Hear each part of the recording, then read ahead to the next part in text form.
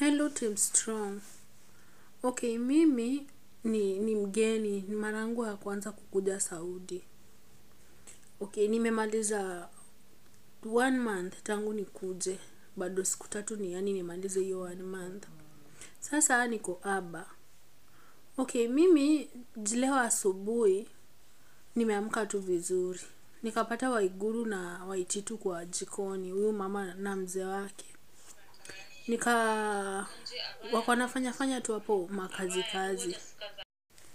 Sijui walikuwa wanapika and whatever hivyo. Saa akaniuliza huwezi salimia watu. Mimi nikawasalimia tu hivyo, good morning, wakajibu. Sasa hivyo tu mashughuli nikitaka kuandaa breakfast. Waiguru mzee akakuwa ananiongelesha. Akaniambia sijui alisema jibe kiss, mimi sijui lakini nilisikia kitu kaa hiyo. Saa mimi sikumuelewa, kitu nilielewa tu hapo ni kiss peke yake. Nikanyamaza nikaendelea na shughuli zangu.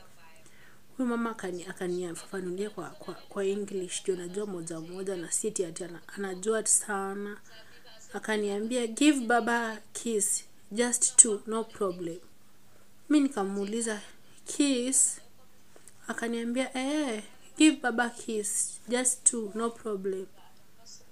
Nikamuuliza tena how kiss, akaniambia yes, na akanishautia na nguvu, sijui sura mimi sikumuelewa, but alinishautia na nguvu. Saa mimi sababu ya ile kuogopa, mimi nikaenda nikakiss baba hapo kwa mashavu ya huku moja na nikamkiss kwa hii mashavu ingine moja.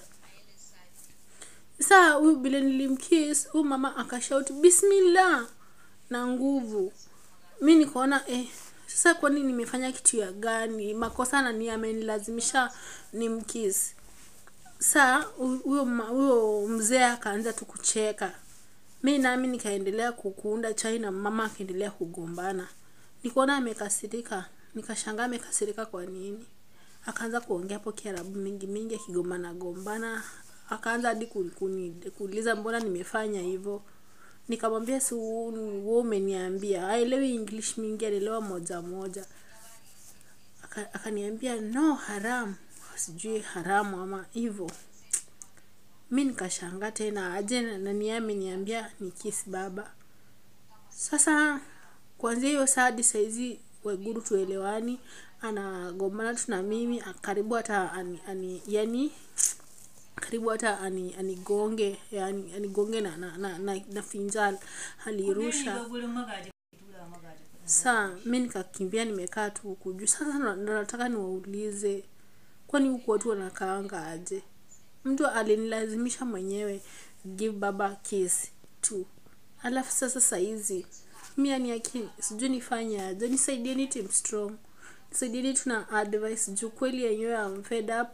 Saizi anagombana tu, hataki kuniona. Ameita madada zake wote wamekaa kikao huko hivyo. Huko chini, yani hata naogopa tu kutokelezea tu. Nikienda huko mama anapiga tu kelele.